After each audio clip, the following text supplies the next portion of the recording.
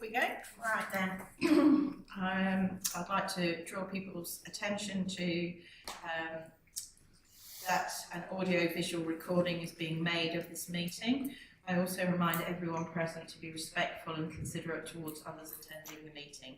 Language or behaviour that could be perceived as offensive, defamatory or threatening to any person attending the meeting or to those listening to the recording will not be tolerated. So, having said that, I'd like to welcome everybody to today's planning meeting on the Sorell planning meeting on the 25th of November 2025.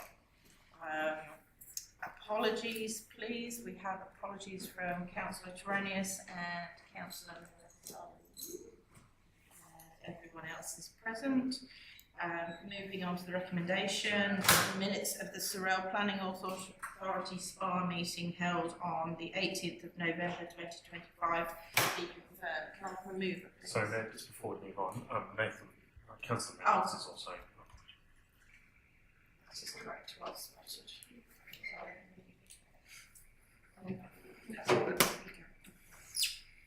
Sorry, Nick. Councillor Reynolds is not here. Mover for the recommendation, Councillor Larkins, Deputy Mayor Larkins and Councillor Nick. Are those happy with that recommendation, please show hands. Unanimous, thank you very much. Do we have any declarations of interest for tonight's land use planning matter? No. In considering the following land use planning matters, the Sorell Planning Authority intends to act as a planning authority under the Land Use Planning and Approvals Act of 1993. Item 5, matter for discussion tonight. Item 5.1, warehouse building and subdivision land adjacent to 531 Old Fawcett Road, Dodges Ferry. The applicant is Woolcott Land Services. It's a warehouse with a 6-lot subdivision. Can I have a mover, please?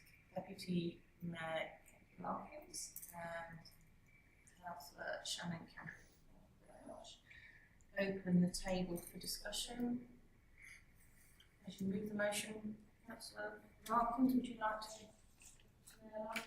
to say something about this? Yeah, absolutely. I mean, this is great to see some commercial activities, some additional space for our operators that are looking to move into the area, as well as those that are trying to expand their operations. This is a great start of the use of land down there. So, support this. Does anyone have any questions? What processes are in place to ensure the tree protection and conservation of trees over the 30 centimetre girth? Is it like council will mark the trees that have to be protected, or is the developer going to do that? Through the Mayor. So are you referring to conditions that are recommended, or? Well, it just said that there were trees over 30 centimetres in girth were to be preserved, and I wanted to know what processes will be in place. Does council decide which trees they are, or is that left entirely to the developer? So I'm flying a little bit blind because my computer's not working. Fix that. Thank you. Through the Mayor, it's condition 32. Thank you, Councillor Reid.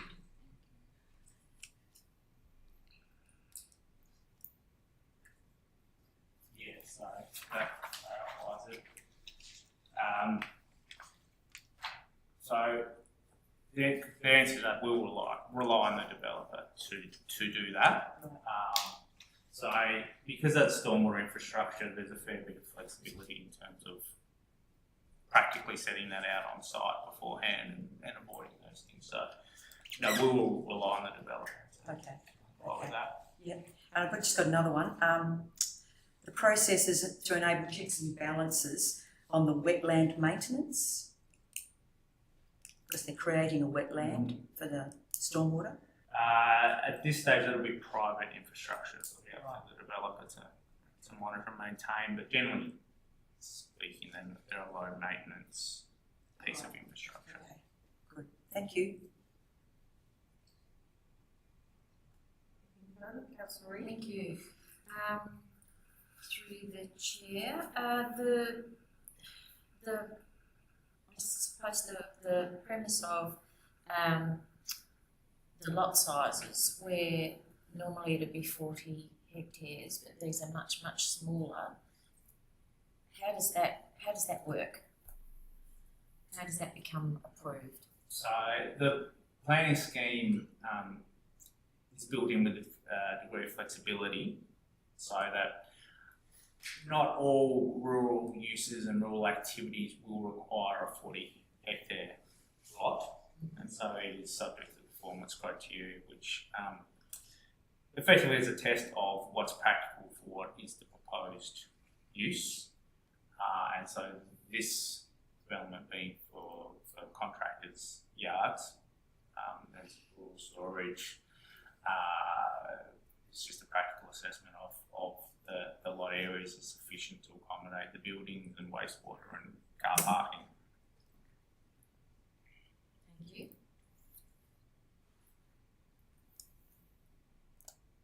Anything further? Thank you. Just a point of clarification on the traffic management, and particularly there's understandably a reference to traffic impact assessment relating only to this particular development and not the broader area. But is that something that council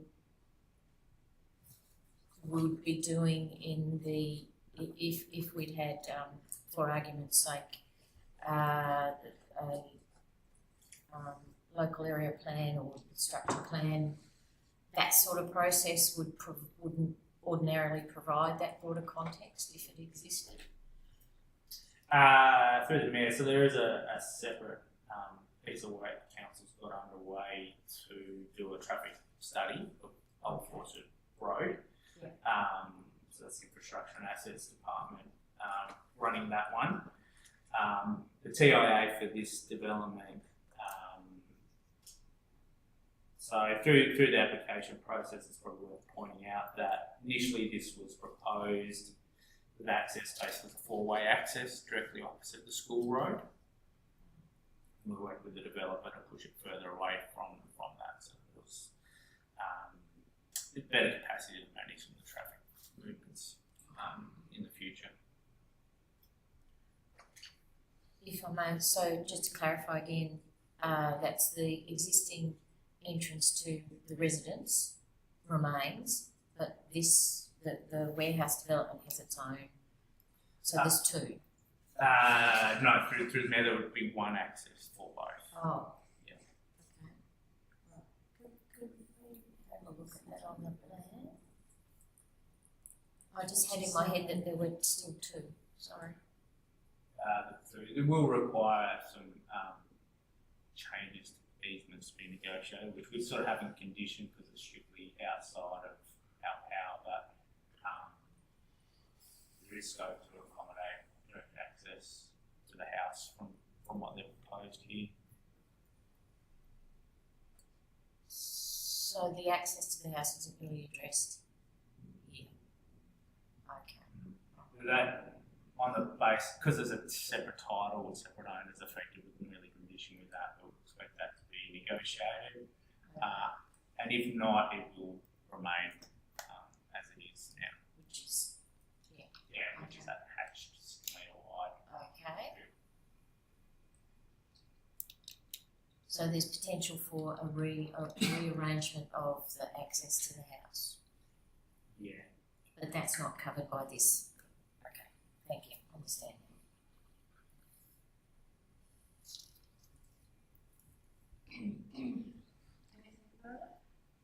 Councillor Reid?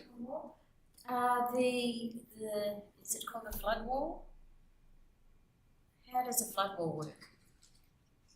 In terms of, hopefully well, but I guess what I'm asking is the purpose to keep floodwaters from the north entering the site is, I guess what's its purpose was my question. Yeah, its purpose is to control the overland flow Yeah. through this site so it does not go to the adjoining lands. Oh, the other way, right, okay. Thank you. Bit like a levy.